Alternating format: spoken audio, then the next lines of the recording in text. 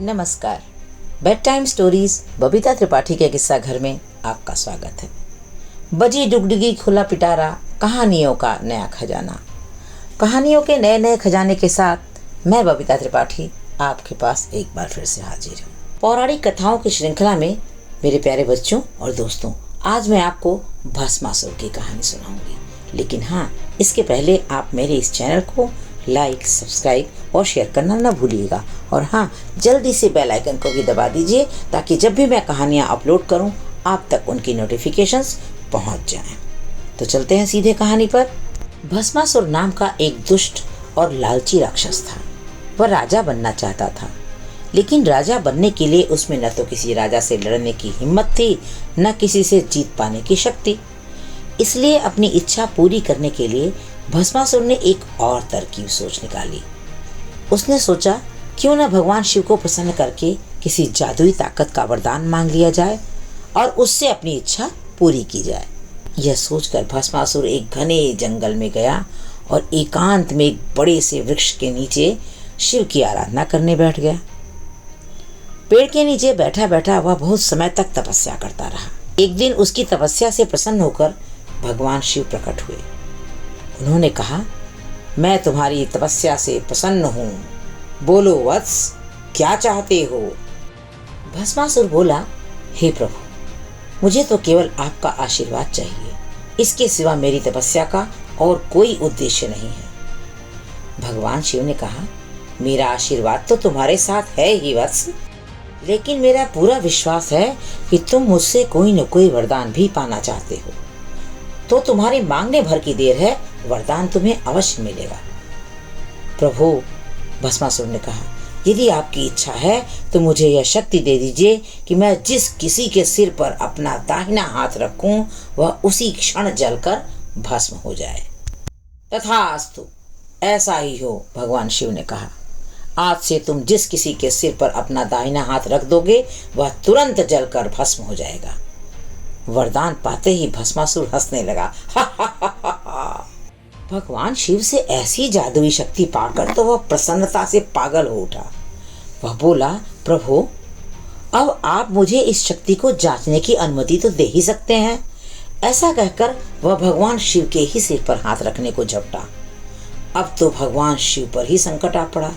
वे जानते थे कि भस्मासुर के छूते ही उनका शरीर जलकर भस्म हो जाएगा, इसलिए तुरंत जान बचाकर भाग निकलने के अलावा अब उनके पास कोई चारा था ही नहीं। भस्मासुर पीछे पीछे और भगवान शिव आगे आगे। भगवान शिव खाई, नदी, पर्वत, जंगल लांघते हुए भागे जा रहे थे, मगर भस्मासुर भी अपना दाहिना हाथ उठाए बड़े वेग से उनके पीछे भागा जा रहा था। भोलेनाथ को लगा, अब बिना सहायता के काम नहीं चलेगा। वे भगवान विष्णु से रक्षा की प्रार्थना करने लगे। शिव की प्रार्थना सुनकर भगवान विष्णु प्रकट हुए। आप यहीं कहीं छिप जाइए प्रभु, भगवान विष्णु ने शिव से कहा, मैं भस्मासुर को ठिकाने लगाता हूँ। उसी क्षण विष्णु ने अपना रूप बदल लिया। अब उनके स्थान पर मोहिनी नामक अद्वितीय सुंदरी खड़ी थी। जब शिव का पीछा करते करते भस्मासुर वहां पहुंचा तो मोहिनी को देखते ही जहां का तहां खड़ा रह गया। उसने पूछा, क्या तुमने शिव को यहाँ से जाते देखा है? वह अभी अभी मेरे सामने था, लेकिन अचानक गायब हो गया, न मालूम कहाँ भाग निकला। मोहिनी ने भस्मासुर को जादू भरी निगाहों से देखते हुए कहा, स्वामी, तुम थके थके से नजर आ रहे हो, कुछ देर आराम कर लो। शिव का पीछा बाद में कर लेना। यहाँ आकर शीतल छांव में मेरे साथ थोड़ी देर बैठो ना, मैं पंखा झलूंगी तो तुम्हें चैन आ जाएगा। भस्मासुर ने मोहिनी को गौर से देखा। वह इतनी सुंदर थी कि भस्मासुर उसे देखते ही मोहित हो गया। तुम कौन हो? उसने पूछा, और यहाँ क्यों आई हो? मोहिनी ने लजाते हुए कहा, मैं मोहिनी हूँ। मैं इस वन में अपने माता पिता के साथ रहती हूँ। जो भी इस रास्ते से जाता है हम उनकी सेवा करते हैं। तुम्हें भी भूख लगी होगी, कहो तो मैं तुम्हारे लिए फल ले आऊं? नहीं, तुम यहाँ से नहीं जाना, भस्मासुर ने जवाब दिया। तुम्हें देखते ही मेरी भूख मिट गई है। फिर वह बोला, मोहिनी, मैं तुमसे प्रेम करने लगा हूँ, तुम मुझसे विवाह कर लो। वाह, मैं तुमसे विवाह क्यों करने लगी? मोहिनी ने कहा, ना जाने तुम्हारी कितनी पत्नियां हैं। गलत, बिल्कुल गलत, भस्मासुर बोला। मेरी कोई पत्नी नहीं है, तुम ही मेरी पहली पत्नी बनोगी। हो सकता है मैं ही पहली पत्नी हूँ, मोहिनी ने कहा, लेकिन आगे चलकर तुम न जाने और किस किस से विवाह कर लो, तुम्हारा क्या भरोसा।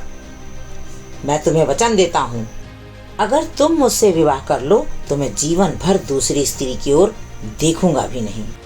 मोहिनी ने हंसते हुए कहा, सभी पुरुष ऐसा ही कहते हैं, मैं किसी पर विश्वास भला क्यों करने लगी। इस पर भस्मासुर ने कहा, मुझे गलत न समझो मोहिनी, मैंने जो कह दिया वही होगा। यदि तुम मुझसे विवाह कर लोगी तो मैं जीवन भर किसी अन्य स्त्री को नहीं देखूंगा।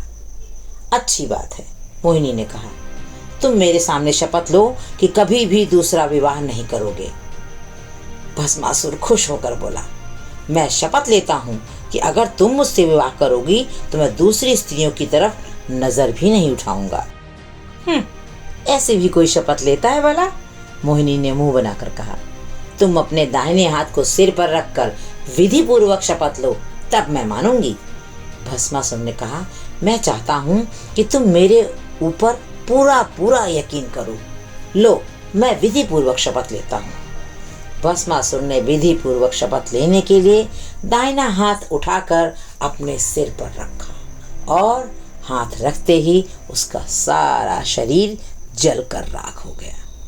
इस तरह भस्मासुर का नामो निशान मिट गया। भस्मासुर का अंत होते ही शिव अपने छिपने के स्थान से निकलकर बाहर आ गए और उन्होंने बड़ी कृतज्ञता से मोहिनी की ओर देखा। वे जैसे ही मोहिनी को गले लगाने लगे, वह अदृश्य हो गई और उसकी जगह मुस्कुराते हुए भगवान विष्णु खड़े थे। कैसी लगी कहानी बच्चों?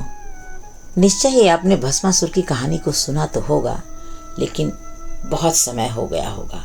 एक बार फिर से बचपन की याद ताजा हो गई ना, जब अपनी दादी और नानी के पास बैठकर कहानियां सुनते थे। मैं आपकी उन्हीं क्षणों को फिर से एक बार ताज़ा करने के लिए ये कहानी आपके पास लेकर आ रही हूँ।